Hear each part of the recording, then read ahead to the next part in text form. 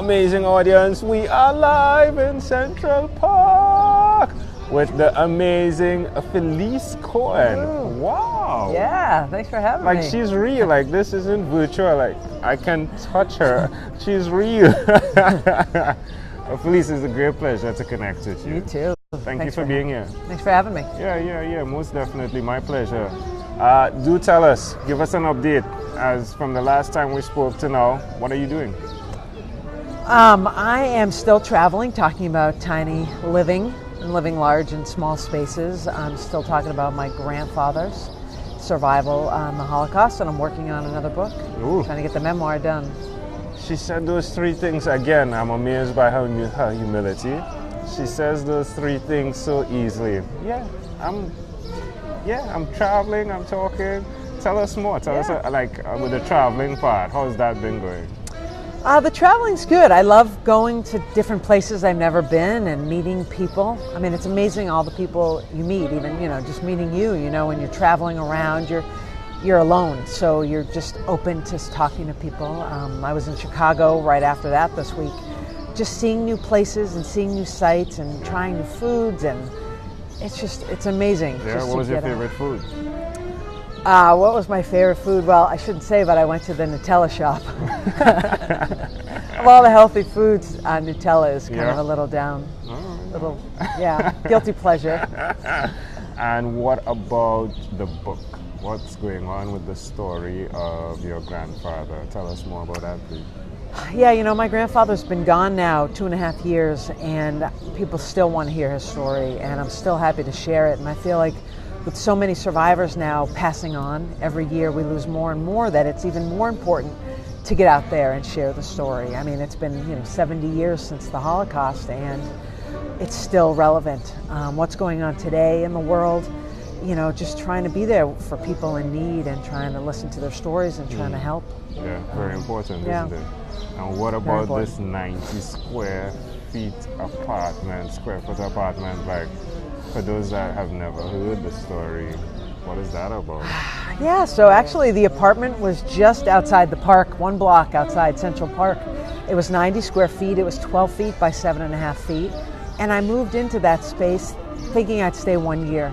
I moved in so I could quit my job. The low rent allowed me to do that and to finish the book on my grandfather. And it turns out that when the video went viral, it has almost 20 million hits now, my grandfather's book started to sell.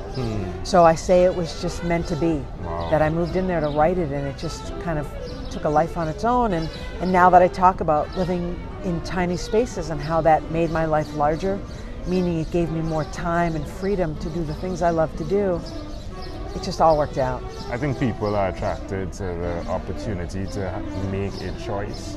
And not having the opportunity but getting to live through someone is a grand opportunity. That's the reason for the views, right?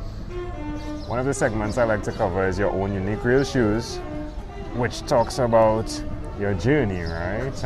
Some people see your shoes like those 20 million people, but they don't understand the struggles that go with it. What's one struggle you've been having or have had on this journey thus far? It's a struggle. I think it was just trying to figure out what I wanted to do with my life. I thought I wanted to write, and I kind of had the circuitous path to get there. I mean, I came to New York. I worked as a professional organizer, organizing the closets of the rich and famous, and hoping I still could write, to be a writer.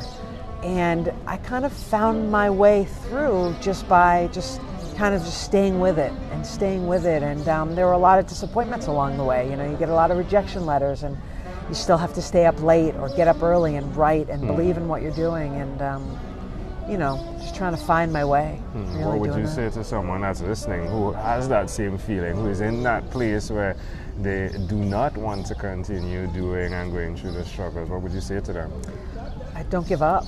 Just keep going. I mean, I look to my grandfather for inspiration all the time. I mean, for 5 years, he was in 8 different camps in the Holocaust, and he believed every day that one day he would have a wife and family to replace all those who were murdered. And when you think of life in terms of that, whatever your goals are, they're really nothing in comparison to really the struggle just to survive. And I think, it's good to have goals, whether you reach them or not, I think it's part of the journey to get there. Yeah. Makes you feel good about yourself that you're trying to do something that's not easy to do. Yeah.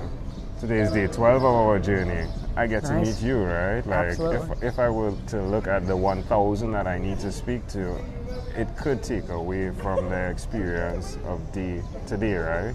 Which is fun, right? Like, I get to meet you. Tell me something though. What are you super excited about right now? Well, it's the beginning of summer. So I still feel like, school's out now. I head next week back to Massachusetts for 2 months, and I get to go stay with my parents. Yeah. And, I work with my dad. He goes to boxing. He has Parkinson's, and he's amazing. So I get to spend the summer with my parents. He boxes? Boxing is so great for anyone who has Parkinson's I didn't know disease. that. It's incredible seeing the difference after months of that, and these people who don't give up, who just really want to get stronger and get some control over what they have. So it's nice to be able to be a part of that and to see my family for the summer. Yeah. Do you box? Yeah, look out. Yeah. I could throw a punch or two. It's fun. It's great. It's great exercise. When you heard that this guy from the Caribbean, from this little island in the Caribbean, was coming to meet you face to face, what did you think? I was excited. I mean, we had a great conversation last year. And, when I was in middle school, I did a school report on Trinidad and Tobago. So I feel like it's all coming together. It's amazing how things connect, though, right? It is. Do you think it's weird, or do you think it's a good thing in the way things connect? I love it. Yeah? It's like I think it's the universe speaking, and things just work out.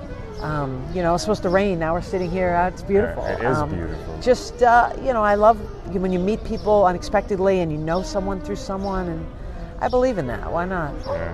Makes Where life can people connect with you? They can connect with me on my website, FeliceCohen.com. Let's do that slowly.